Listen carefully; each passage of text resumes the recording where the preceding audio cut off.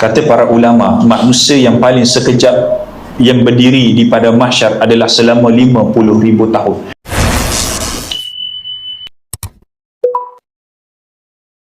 Tidak ada seorang pun yang berani estimate berapa lama kita akan berdiri di padang mahsyar. Kata para ulama, manusia yang paling sekejap yang berdiri di padang mahsyar adalah selama 50,000 tahun. Dan obviously bukan kita orangnya.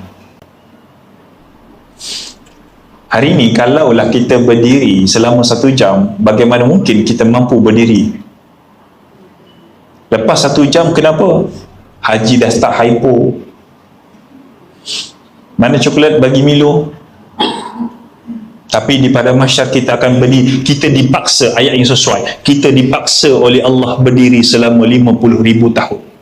Itu pun orang pertama dipanggil oleh Allah adalah Nabi Nuh alaihi salam. Hidup kita hari ini, kita akan diseksa, kita akan disoal oleh Allah. Hari ini manusia paling takut dengan apa? Manusia paling takut dengan audit. Masuk musim audit semua gelabah. Kenapa stay back? Audit boh. Kan? Kita risau setiap perkara yang kita buat ada kesalahan. So begitulah kerisauan manusia ketika mana nama mereka dipanggil. Bayangkan Nabi Nuh 950 tahun kerjanya sahaja, Allah akan buka cerita Nabi Nuh daripada dia balik sampai dia meninggal. Berapa lama usia Nabi Nuh? Berapa lama Nabi Nuh akan disoal oleh Allah?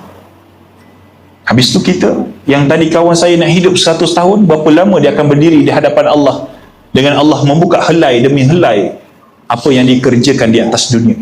Tapi satu momen yang menggembirakan manusia ketika itu adalah Allah akan menunjukkan pahala dan dosa kita ketika itu.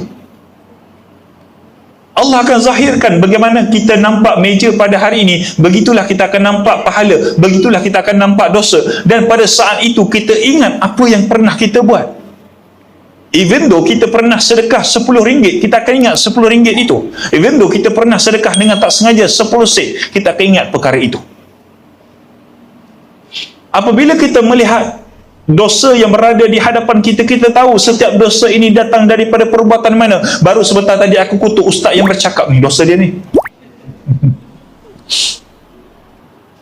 Dan ketika mana Allah tunjukkan pahala kita, kita ingat pahala ini datang daripada ibadah yang mana.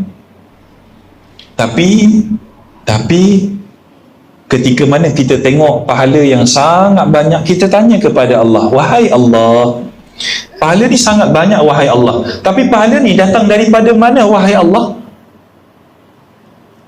Aku ingat pahala sedekahku, aku ingat pahala